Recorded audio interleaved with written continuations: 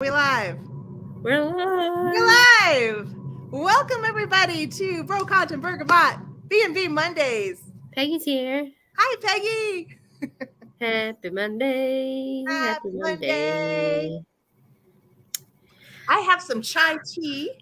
I have water in a fun rainbow cup. Can you see the rainbow on the bottom? I see it at the stem toward the bottom. Yeah. You see it in the bottom here, but I can't tip it and show you. Okay. Well, cheers to Monday. Because the water would then go all over my computer. Don't do that. Which would be very bad. Yes. Preserve the computer. Need a dry environment for the technology. Because then I will not be here anymore. That would be very bad. It would be very bad because I don't know how I would do flying solo. It would be hard to do this show solo. You'd need a lot of chat involvement. Be sending a link to anybody. Be like, hey, come here. Come talk to me. Yeah. So you just had a birthday dinner with your folkses. Yeah. Just had a birthday dinner.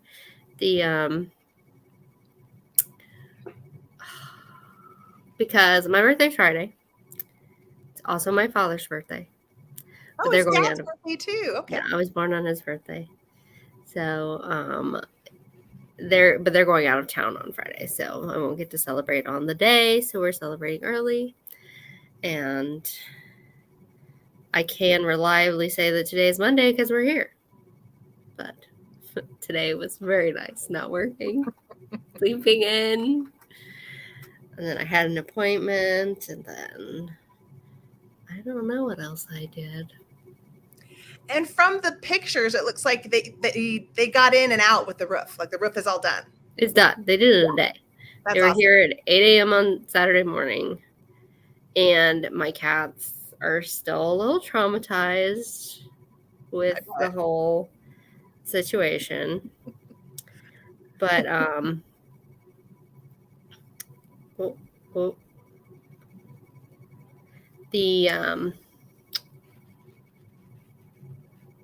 I had to leave. I had an event, a crafty event at 3 o'clock. I had to go and set up at 3 p.m. because it was a moonlight market that went from 5 until 10 at night.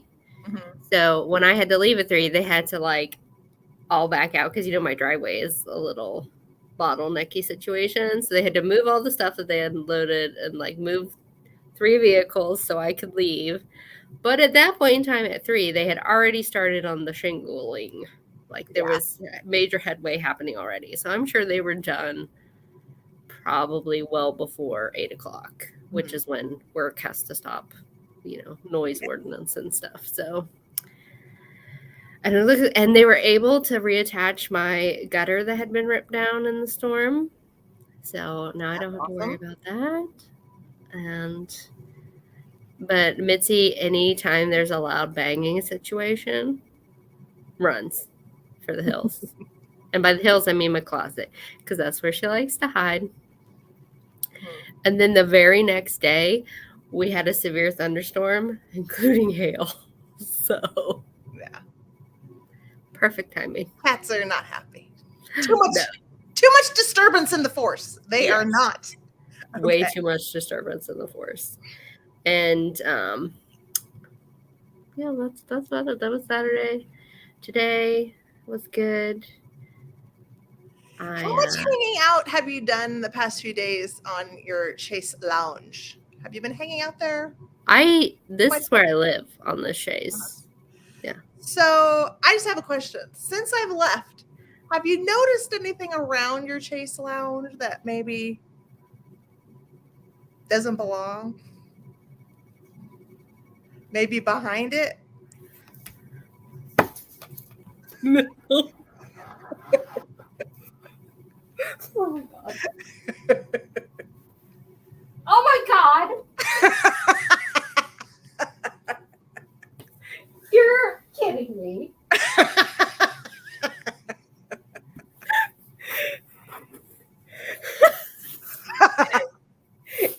So my nickname's Angie Corn. Yeah.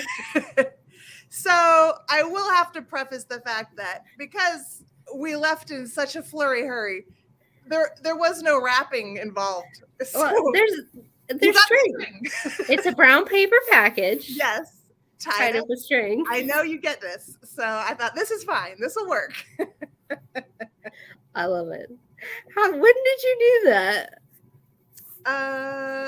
Well, it was up on top of your kitchen cupboard for the first few days. But then I decided that might be too, like, for me, I could put it up there, but I wasn't sure how easy it would be for you to reach up there. So I decided that it'd be better if I hid it. I just figured you might find it back there. Oh, no, I did not find it. Wait, I need something to open it. Should I open it now? It's up to you. Since if you want to save it for your actual birthday on Friday, you can save and open it then. But, I'll save it. I'll open it at the end. Okay. I just thought it'd be fun to see if you noticed it. No. And it's funny. Well, usually either I or the cats are like knocking pillows back there. Yeah. And that hasn't happened. So I haven't had to look back there. Oh, I'm excited. Oh no, I can't wait till the end.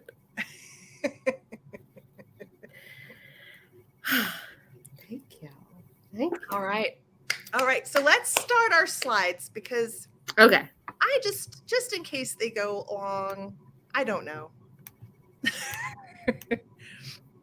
Well, you'll have to add it to the stream. Oh, that's right. There we go. All right. My first celebrating collections, which this idea was inspired by my inspiring interior later, so just keep that in mind. But it's just old tin trays that they've turned into a gallery wall. And you can't really tell, but a lot of this person lives in Pennsylvania, so a lot of them are like the PA souvenir trays. Oh, yeah. So, that's, a nod to either where you're from or where you live would be nice. And then I had the idea because there's those little they're not cupcake tins, but they do have little depressions. But then I had the thought, what if you took a bunch of various old muffin tins and use those as your tiny things holders on the wall? Oh. I like where you're going with that. Right? Yes. Because then they have their own little cubby situation. Yes. Or even if you took bunt pans and turned them, the other way for different size and depth of things. And then you could use them as little shelves. That's really fun. Isn't that fun? Yeah, I think is that tray on the wall with the 6 circles, is that just to hold glassware? Are those for glasses? They might have been for carrying trays. Yeah. Yeah, I really love the hand-painted toll trays. It looks like the large one, to me, I would guess might be one of the hand-painted, older, closer to Victorian era metal trays that some of them are just done beautifully, just gorgeous florals. And to hang them on the wall, they just use those command hooks that are like Velcro. Mm-hmm. So one goes on the wall and one goes on the tray, and they're easy to remove. So you're less likely to ruin them in any way because command comes off pretty easy. Mm-hmm. But yeah, I just thought it was neat. Yes, great color scheme. I love the black and greens happening. I'm loving it. You have to try this idea. I am anticipating Wolf. I have so many things I want to turn into a gallery wall. I just can't. I just can't. But you could still just do a vignette in some of the little bunt pans with your cute little creatures or something. Yeah, I do like so I'm going to be keeping an eye out for muffin tins, etc. Mm-hmm. Because I'm sure there are some that are, pretty, are there ornate muffin pans? Was that a thing? There are some vintage ones that sometimes have almost like a star-ish pattern in the back of them. I have seen, or maybe those are just pie tins. But usually newer ones are all smooth. Yeah. Well, if they have a nice patina on them, I won't care. I mean, the one that I have has patina on it. By patina, I mean rust. It's but you just use it. It's fine. I put paper in it, and it doesn't hurt anybody. Well, All right. yours. Okay, my first collection. I love this picture. I wish I have 3 of these, so technically I do have a collection, but I didn't get a picture done. I love the little half dolls. A lot of them are for pin cushions. Some of them are for the brushes. The ones standing up in the middle are on little like horsehair brush. So the ladies are I the used one handle. of those to turn into my little festive doll during the craft off. Oh, well, I love them so much. I'll have to. Should I grab it? I could grab it. Yeah, and I don't have I have 3 of these ones where they are like the porcelain doll that are smaller. But I also have a favorite thing that my daughter got me for my birthday, which is a chalkware one. So I want to share that later. What I have is some kind of composite. Oh, fun! So it's like a 20s era. Yeah, these are really fun. The ones that I have displayed because they're not as any pin cushions. They're just the dolls, like the ones on the ground. So I have one sitting on a crystal salt shaker that looks really cute because the way the salt shaker is shaped, they almost look like the hips coming out from the doll. So that's nice. I wish I'd taken a picture to show you guys. I just didn't get it. Just post it on your Instagram later. Yeah, maybe I'll do that. So love these as a collection. They're, anytime one pops up, I will look at it. So these are super fun. Let's see. Ooh. Okay, so this is Angela's Gateway collection. So when I was a child, I collected miniature tea sets, and I would get miniature tea sets on every vacation, any trip we took. I mean, Cracker Barrel's country store was like the place for me to get these. Oh my gosh. And so this is the first shelf, and the top right little cubby is empty because my niece, I let her claim to play with when because these are still on the wall at my parents' house because they will likely be going up in the guest room because that's the only place I can think to put them at this point in time. But the shelf was made by my grandfather, who was an amazing woodworker. And there's a little groove on each of the shelves, so the platter that goes with it can be, leaned up so you can see all the detail there. And I needed more than one, so he made me 2. This is the second shelf.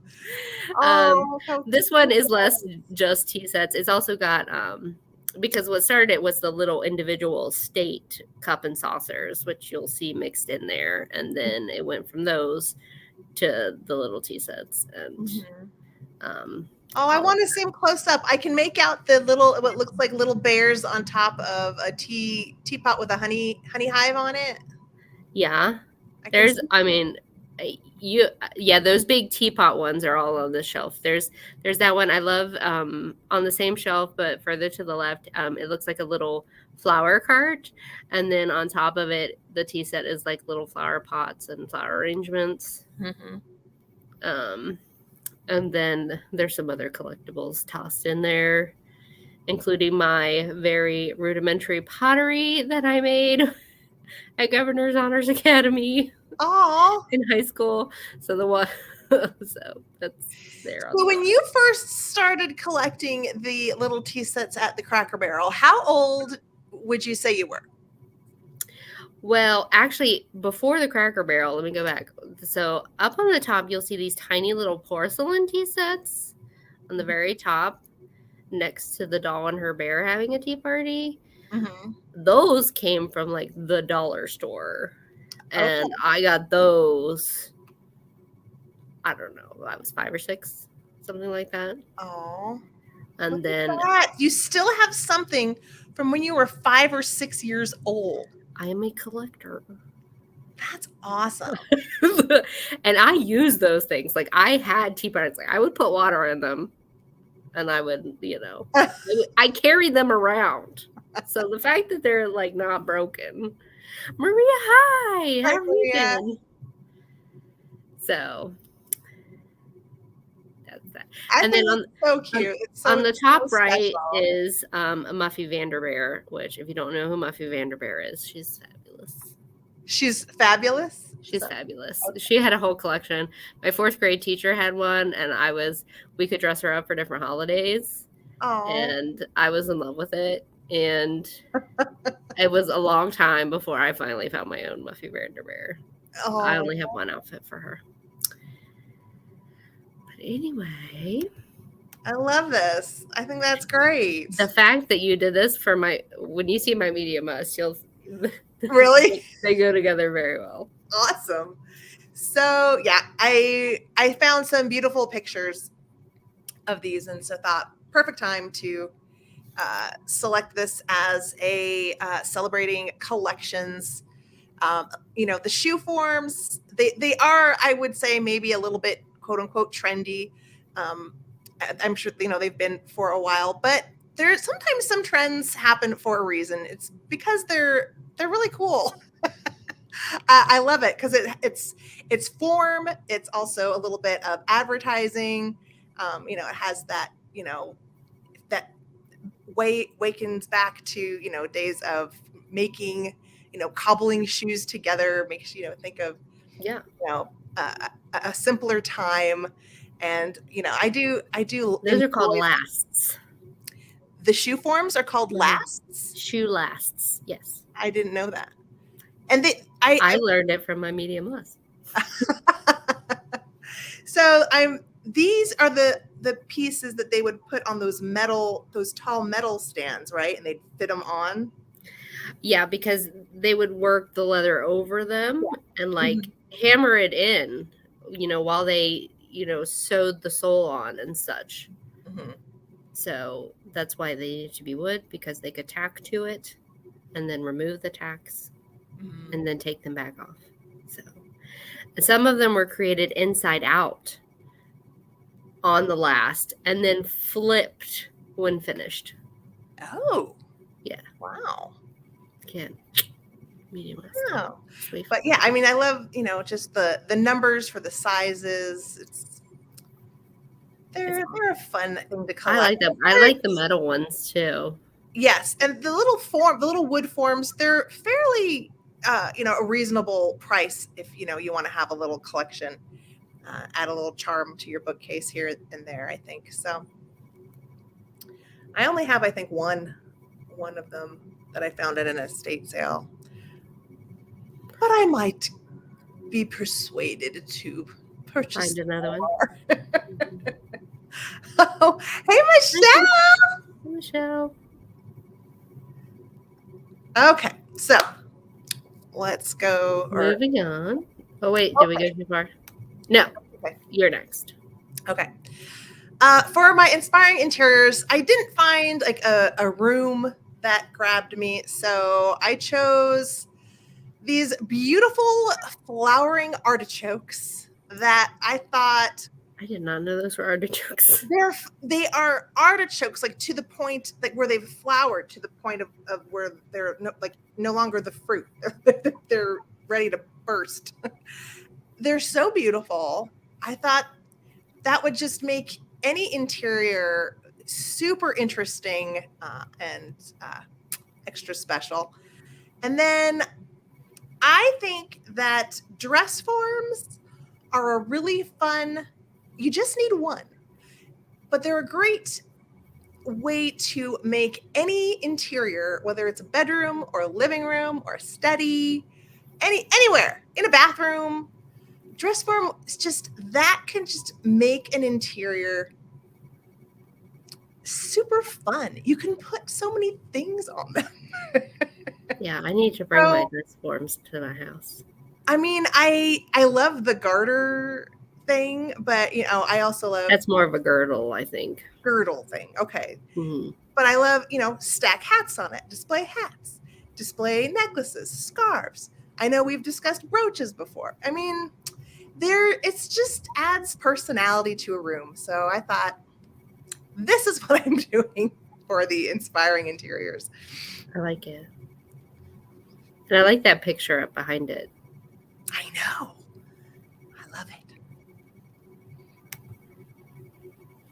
Oh, Esplanade. All right. So again, this is more of like one particular item, but still very inspiring. The verb espalier is basically used to describe where you train a tree or a shrub to go flat or more two-dimensional. A lot of times it was to go against a wall, so very space saving. But some people do them freestanding, and I have on the next slide this arch. This arch is archway. Yeah, wouldn't that look amazing? Right off to the side of my house. Yes, it would. In my house in my garage. Yes, and this is a pear and apple tree that's in Prince Charles's walled garden. Oh, but how fun! I need a groundskeeper to make that happen. Can you believe that? I mean, that arch is an apple and a pear tree. That's not a vine covered arch. That's a tree. Or several trees that have been trained to do that.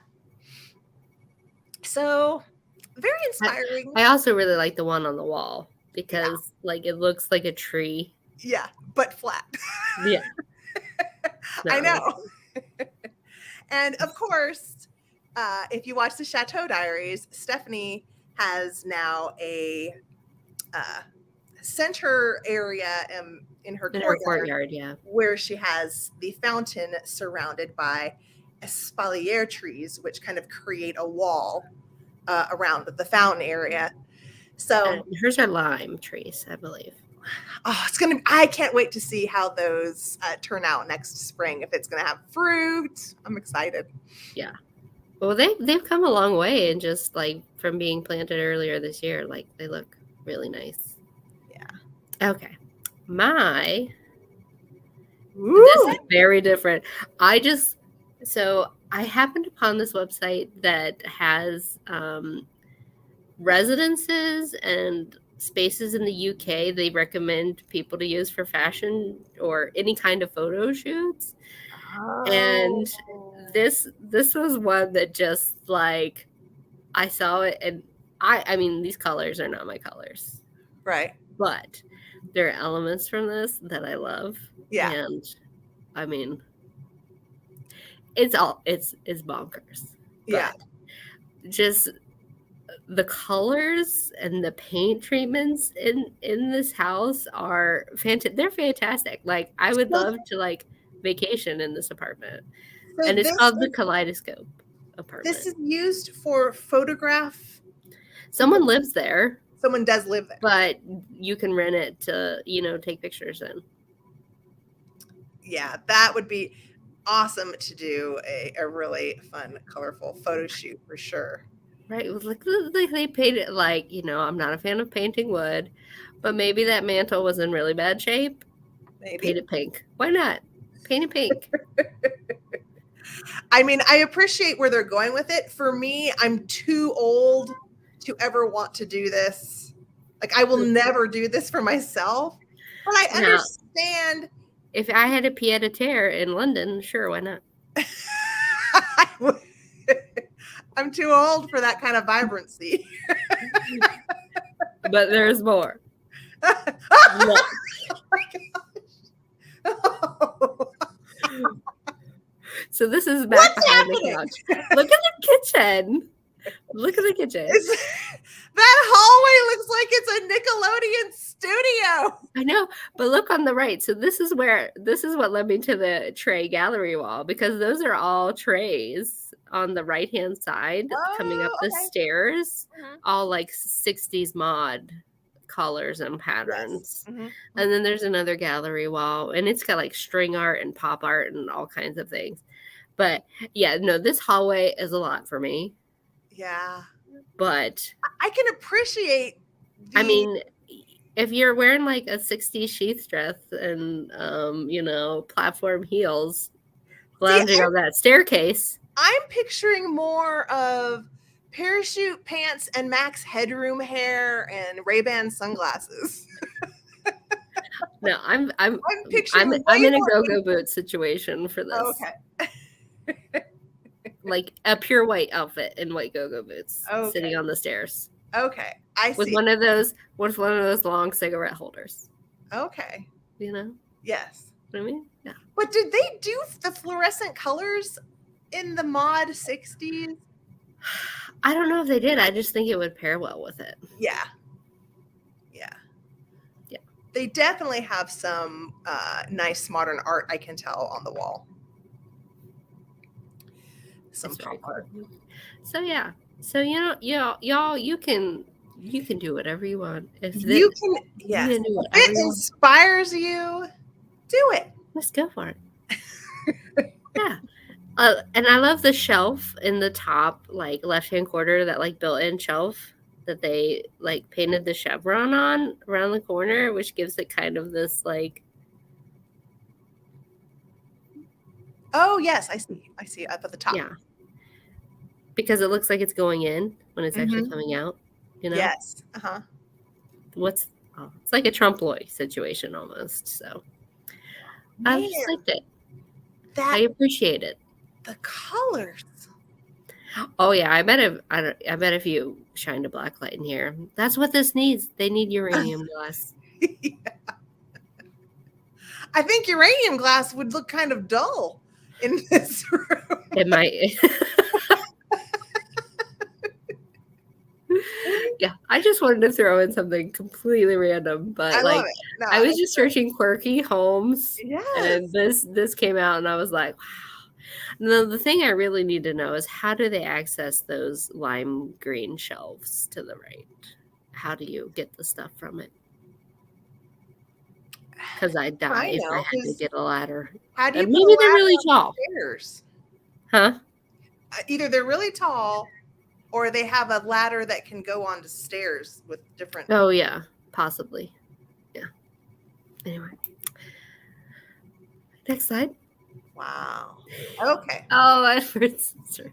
I think I need to rewatch this movie, because I only watched it once as a young child. Oh yeah, I think we all should. But this is obviously, I think everyone has seen and heard of it. Busy is a word for it. But yeah. But so I chose Edward Scissorhands for my media must. It's a great time of year to rewatch it. And most of us know it is a fairy tale, kind of a tragic fairy tale, written. It's directed by Tim Burton, and it was written by Burton and Caroline Thompson. And as far as relating to our show, it features both the mid-century styles of the sets, as well as some Gothic, because Edward Scissorhands is born in this more Gothic castle, and he gets found by an Avon lady played by Diane Weist, I think her name is, and she takes him down to the candy-colored palette of mid-century suburbia. Yeah, it's where Edward gets taken in and celebrated, and then tragically he becomes too much of a hazard, and then he becomes an outcast, so he becomes alone at the end. But It is a beautiful little story and very, very fun to watch and enjoy all of the set design. So, and the costumes and things. So, I recommend watching Edward Scissorhands, especially Hey, for Julie. the fall and Halloween season. Oh, Julie's here. Hi, Julie. Oh, and there's topiaries. So That's the one thing I do remember from the movie is him Yeah. making all the topiaries. That's who I need, Edward Scissorhands. there you go. I love the hand The perfect topiary. partner for my yard work. Yeah, in the center right there, that the hand topiary is pretty awesome. I think that would look great in your yard. Well, you know, I've got all those hedges. Yes, we can do something with those. Yeah. For sure. All right. So my medium us is Nicole Rudolph on YouTube. She does many things. She's a dress historian. She used to work at Colonial Williamsburg, which, if you remember, I did Abby Cox at one point. They are Yes. friends. And this 1920s hat video, she talks about the history of the cloche hat.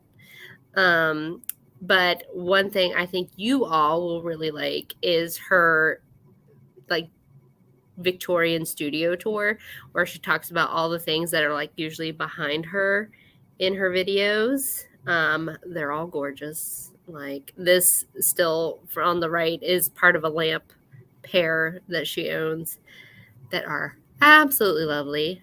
But one of the things about Nicole that she makes shoes.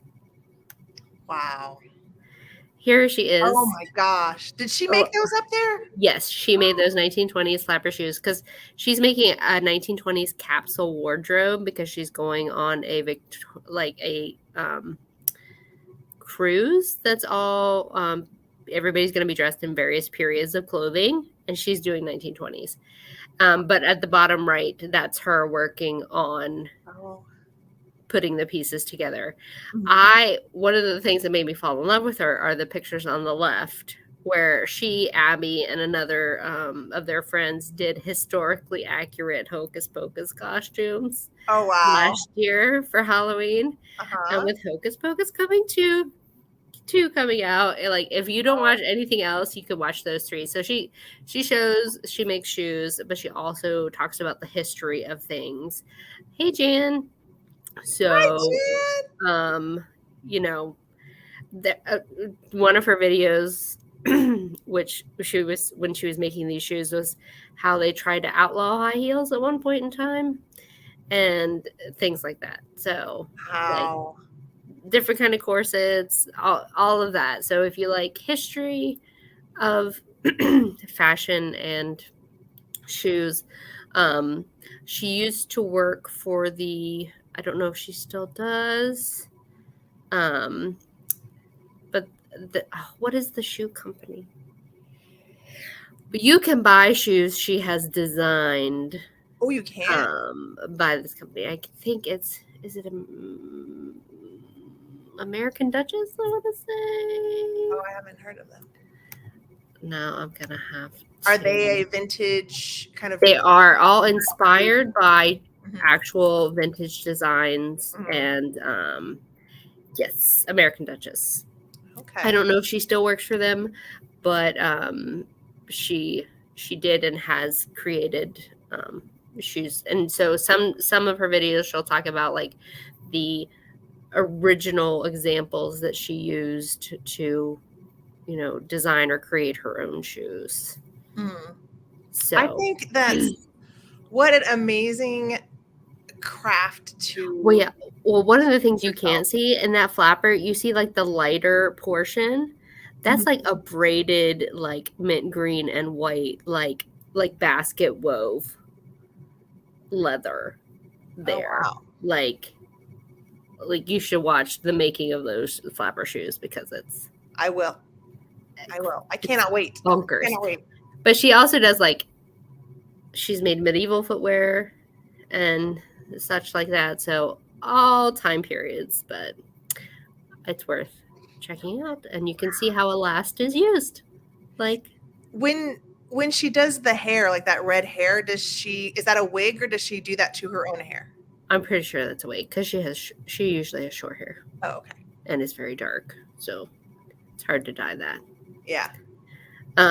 They also did, I don't know if it was her or Abby.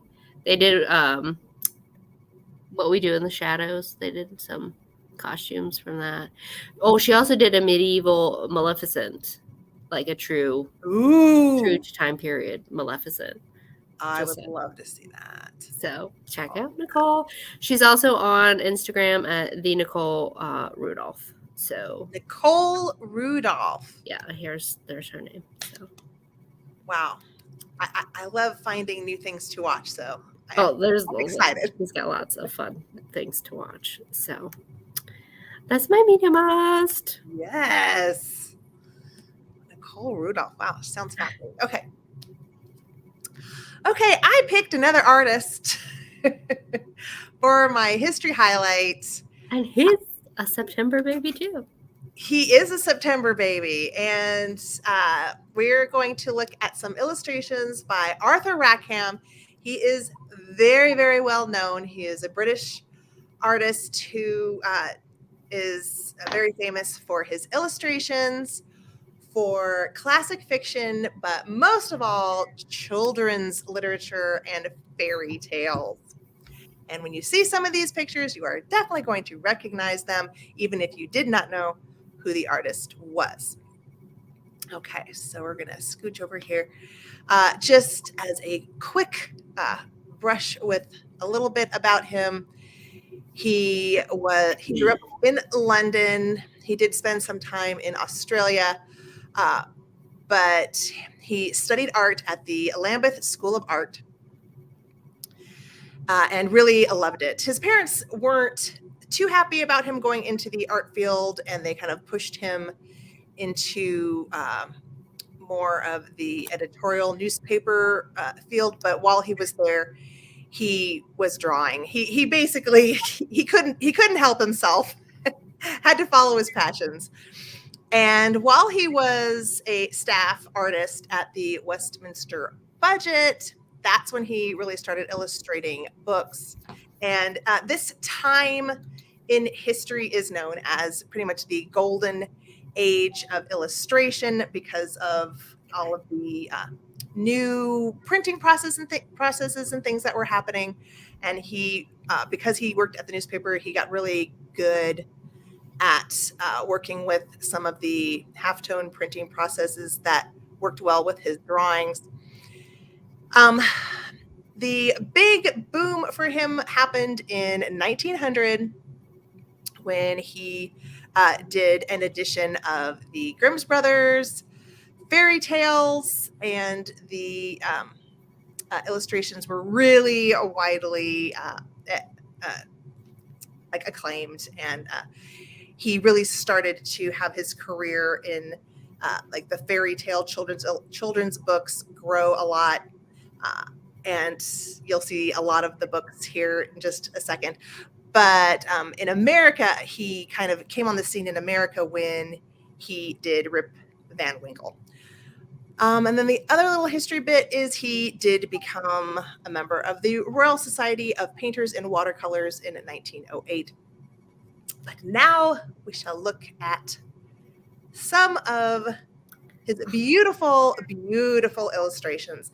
Now, I wanted to start with Peter Pan in Kensington Gardens because this book, I actually grew up with a later 1970s edition of this book. And I remember as a little girl really being fascinated by the illustrations that he did and how different they were from my Disney storybooks. Mm-hmm. So I always have loved his style. And I remember thinking, I remember this image specifically of the fairies holding the baby.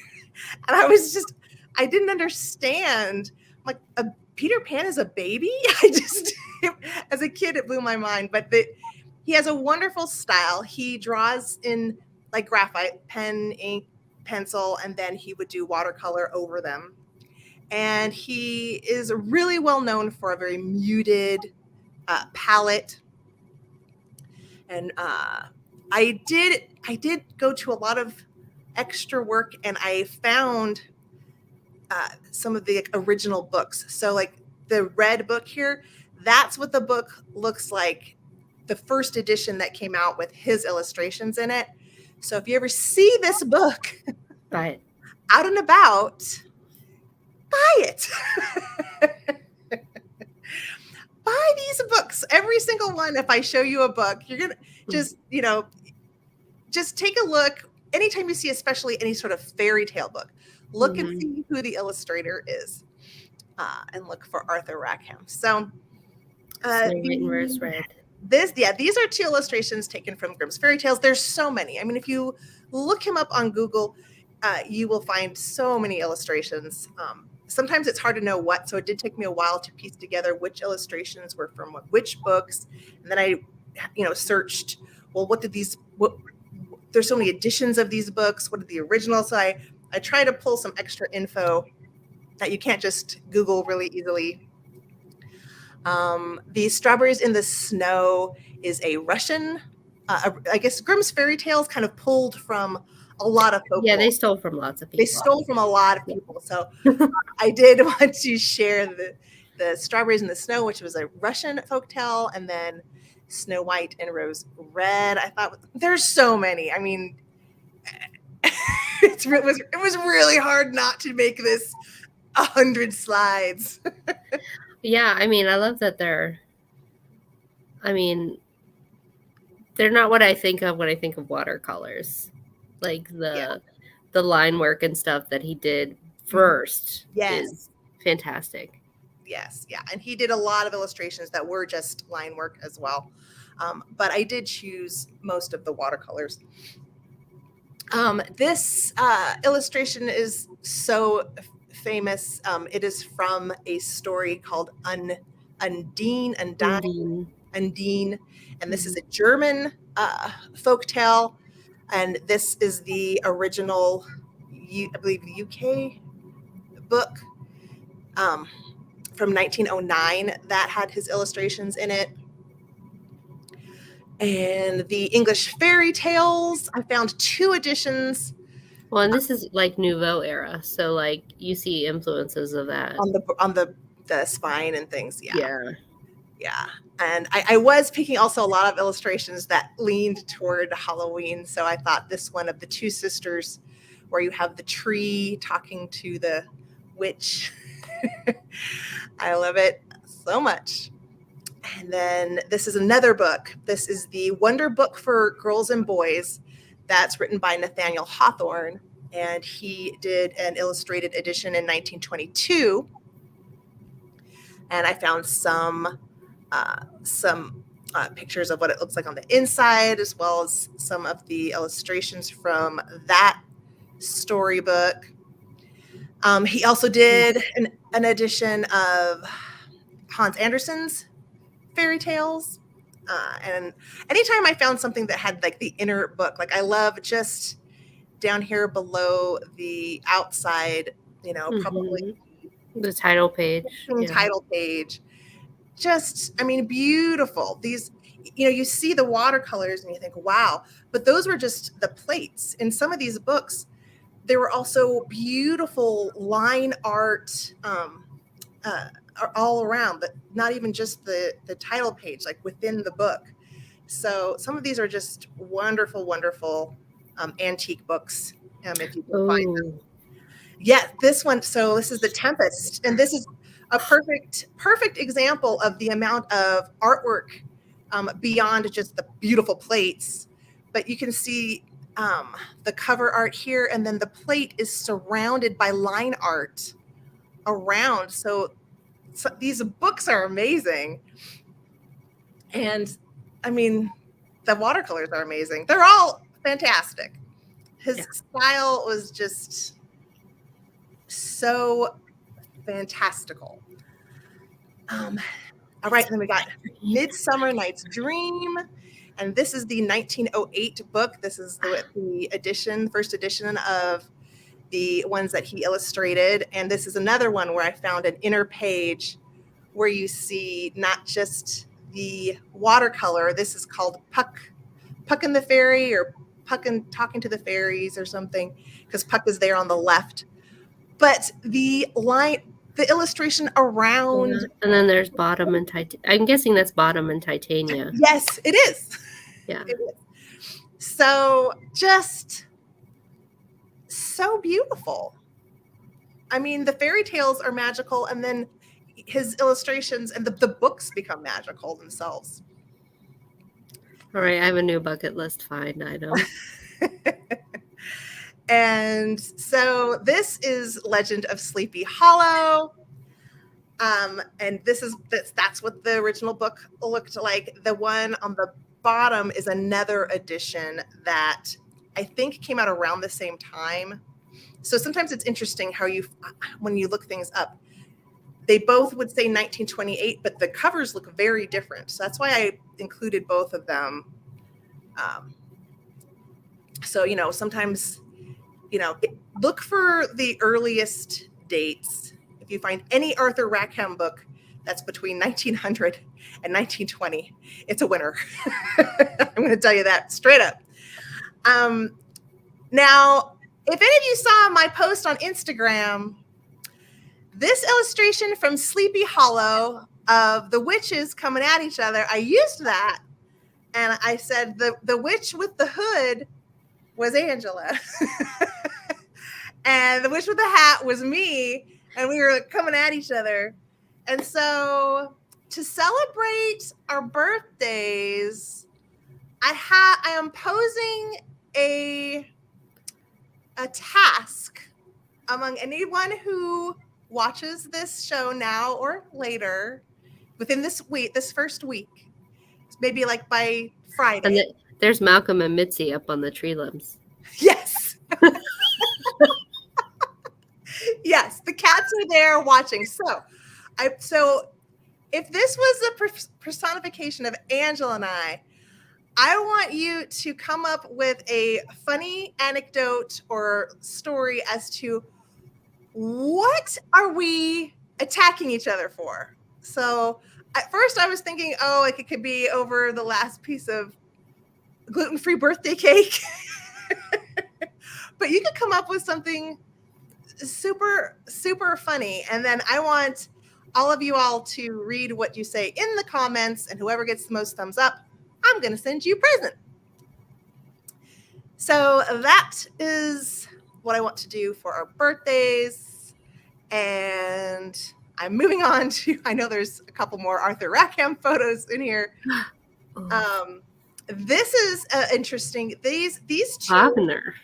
Yes, these two illustrations are from the Rheingold and the Valkyrie, which is a book that was part of a trilogy called The Ring of Nibelung.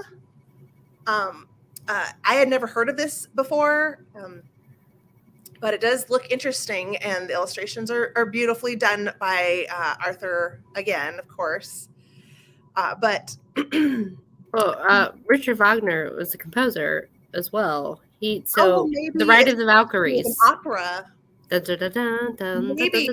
Okay, so maybe it is. I think this is the story that goes. From what I read, there's actually Is Tristan and Isolde part of this, possibly? I don't know. But I did read that there was another story. I don't know if it was Undine or another one, where the story kind of started as an opera or a play or something else, and then things become popular, and then they turn them into books. Apparently, the Peter Pan story, the galleries who would show Arthur Rackham's work, they knew J.M. Barrie, who wrote, I believe it was called The Little White Bird. And apparently the story of Peter Pan was within The Little White Bird. And they were encouraging J.M. Barrie to extract that and just kind of elaborate on that portion of his story, which became Peter Pan in Kensington Gardens. And they had Arthur do the illustrations for it. So, I mean, it's really interesting how stories end up coming about. It's not always just like maybe originally a seed story. It evolves from different places. So I believe that it was that could definitely be it as to what the trilogy was. It started as an opera and then became a storybook. And then a lot of you have probably seen these illustrations. This was a 1907 edition of Alice in Wonderland. A lot of people are very familiar with Tennille's illustrations because they were the original illustrations from, I don't know, it's 1880 something. But apparently right around this time, the rights that the original publishing company had to Alice in Wonderland, they died out. And so a lot of editions of Alice in Wonderland came out at this time. And this was the one where the publishers had Arthur do the illustrations. And these are super fun. Again, in his signature muted color palette. But I'm sure a lot of you have seen this one, like with Alice in the Cards. Yeah. Around. So now you know who drew this. And then these are really beautiful. I had to share these. These are from a book, the Comus. Komu. The what? Komu. Komu. Okay. Komu. But they're so beautiful. I mean, just lovely. This one, Sabrina Rises. I believe she's a water nymph. And I'm not sure who is in the one on the left, but those illustrations are from the Komu. So he did so many. So some fairy tales, some more classic stories. I have a few more illustrations here. We've got one of the Christmas Carol with a fawn / I think he's a fawn, but I'm assuming he's probably one of the ghosts of Christmas future or whatever. I'm not sure exactly. Oh, no, it looks like the Krampus. Looks like a fawn to me, but it could be a little bit of Krampus in there. I don't know. And this one on the right, it says this is from the Grimm's Fairy Tales. And it's all it says is by day she made herself into a cat. And I thought, well, that's really interesting. Let me see if I can find the story that this goes to. I can't find it anywhere. I went down to like page 5 on Google, and all you get is this illustration and the title. Nowhere could I find the story that this is supposed to go with. And now my curiosity is piqued and I want to know the story. But yeah, I definitely have my interest in a lot of these. Mitzi is attacking my feet. Pardon? Mitzi is attacking my feet. She thinks you're talking about her. Yeah, no, Mitzi, you're much nicer than that cat. That cat looks pretty pissed. So I just have a quick little extraction here. Arthur Rackham was one of the most famous Golden Age illustrators and went on to become an inspiration to a varied group of thinkers, including C.S. Lewis, Guillermo del Toro, and Tim Burton. And when you look at this illustration of the tree, how Pan's Labyrinth. You think of Pan's Labyrinth. So yeah, I definitely see some influence there. And I really liked this little snippet where it just saying that his rich, believable fantasy worlds, applying his style to fantastical subjects, his fairies, trolls, and animals all seem just one shade shy of human. And I do love the way he would illustrate the trolls and the trees, where they just have such a fantastic fantasy yet human quality to them. I love them so much. And that is my history highlight on Arthur Rackham, folks. That's awesome. Awesome. Okay, so remove. There we go. So great. Oh my gosh. If you look at, there's just so many beautiful illustrations that he has done that are in the archives that you can find. Well, and I've seen them. And again, I didn't know who had done them. Right. I mean, and so many people seem to reproduce them as note cards. I don't know what kind of copyright level, those illustrations have, but a lot of people sure do seem to, uh, Well, use them and play with them and it's reproduce them. 70 years. So, and those are all pre-1920s. So they're all over 100 years old. So unless he himself, the artist, like reissued them, or even the publisher reissued it, it wouldn't matter. Then It's like from the public original artist. domain, Yeah, it's public domain now. probably. But they're gorgeous. And some of the prices I was seeing on some of these books were going into over $1,000 for some of the original editions. And even if you found a later edition, they're so beautiful with the inner art illustrations around some of those plates that I just think could be so beautiful to have. Oh, I have to say it. Cheers to all the people who collect antique books. Cheers. I love antique books. I have some. Yeah. There's some in my mantle display. My complete Shakespeare is, I think it's 1909. Oh. And then my poetry scrapbook which I shared before. Yeah. Oh my God, that was just 1825. So that was thrilling to go through that with you. And I still need to just sit down and just find my favorites. And there was funny because which I have a video coming out on Wednesday about like putting together my mantle. And I had to like cut a whole portion because I was just standing there flipping through and reading it. And it was really funny because one of the handwritten portions was about like, there's no pain worse in the world than a toothache. I think that was just a note put in there by the guy who put together this scrapbook. And I just loved it so much. Like,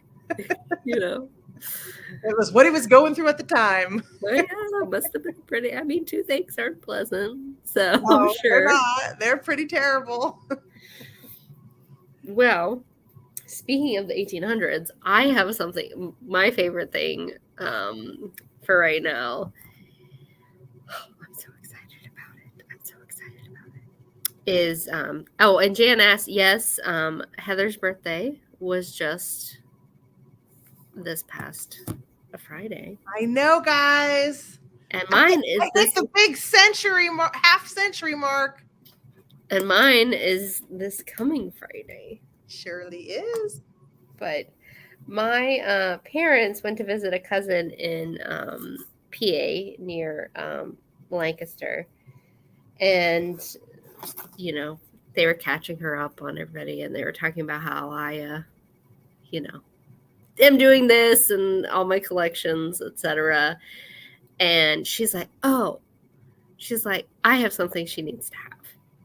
And I don't really have I have things that my grandparents made for me. Because like my one grandmother was a quilt maker and, my grandpa was a woodworker. So I have those things. But other than a broken and repaired candy dish from one of my great aunts, I don't have a lot of, heirlooms as such.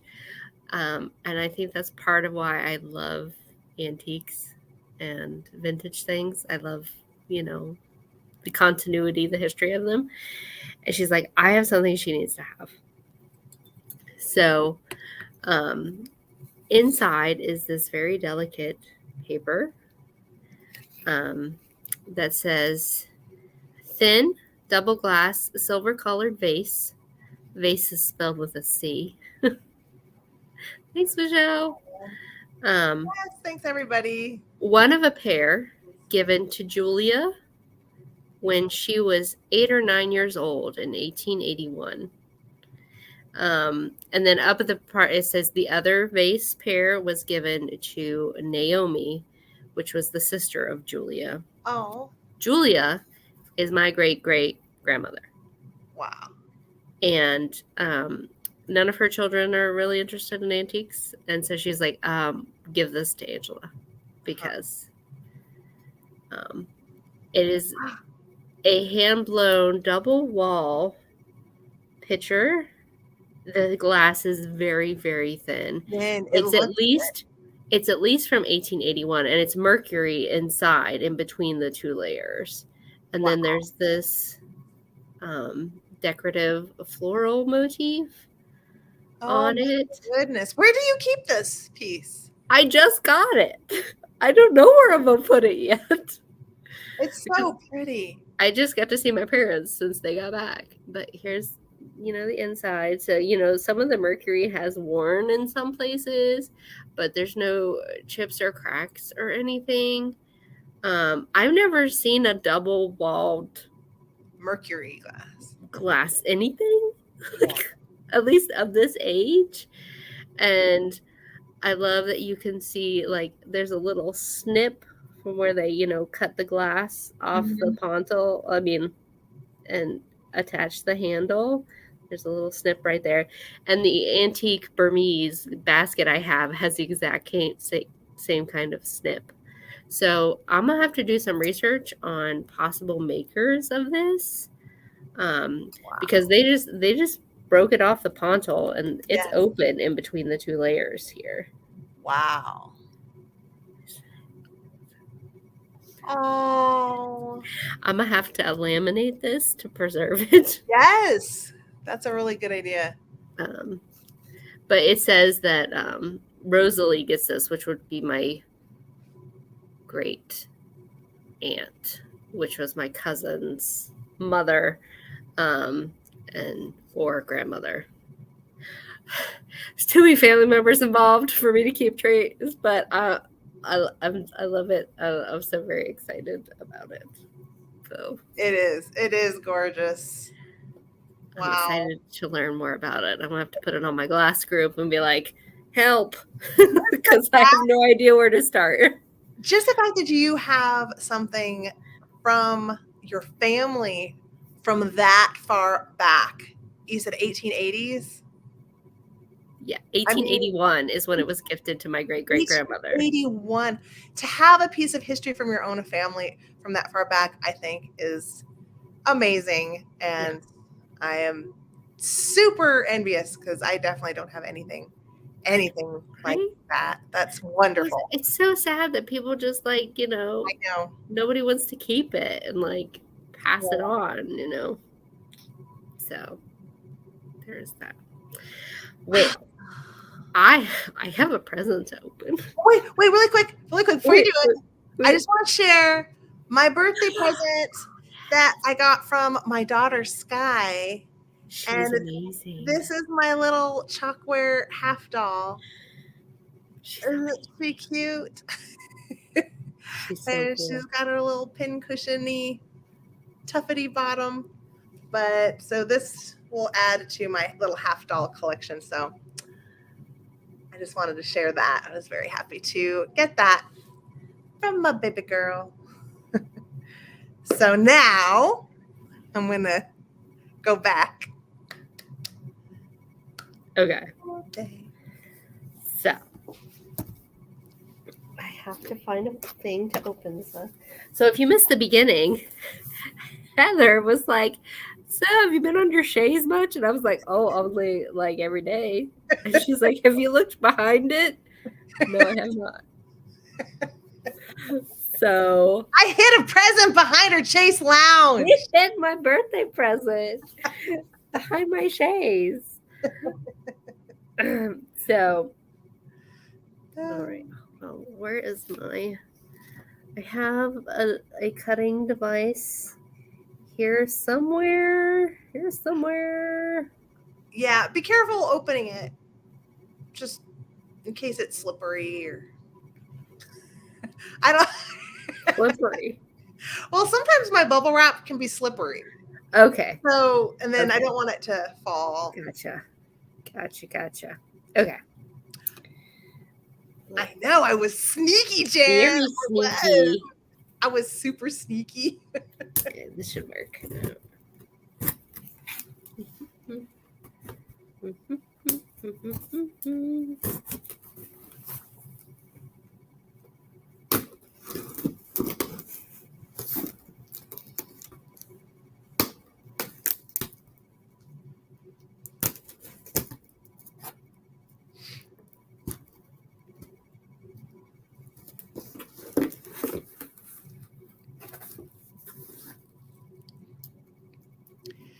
So, are any of you going to put in the comments?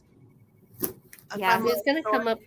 Don't tell us the story here. Put it No. in the comments later. I'll let you put it in the comments. And then you guys are going to have to read each other's stories, and whoever gets the most thumbs up is going to get a present. I'll send you something. I want to be funny. I guess it could be dramatic. I guess I shouldn't probably hold you back if you're into a dramatic tragedy. Go for it. No.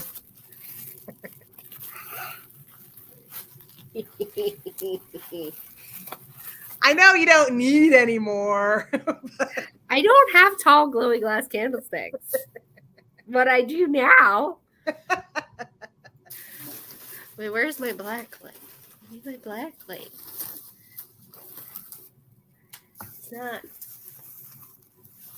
It's not real until it glows. It's not real. Oh, I have to figure out how to add them to my mantle. Oh gosh. I was thinking you could do a fun tablescape with, bring out all your pieces and. Oh, yeah, I can do that too. I have to have, okay. All right. Let me ponder. Where is it in my kitchen? Because I had to show you the glow for the cocktails. Hold on. You're right. Did you guess it, Michelle? Yeah. I went with a solid choice that I figured would be approved. Glowy is always approved. All right, here we go. Woo! Oh yeah, and it's open at the bottom, so I can put them up on the top. Oh, and I have little UV tea lights. Yes. That's good. That's good. Thank you. Look good. Oh. Okay. Oh, I love them. I love them. Thank you. You are welcome. Happy birthday. And with that, it is 8:08. I think we should sign off. I hope everyone had fun with us tonight.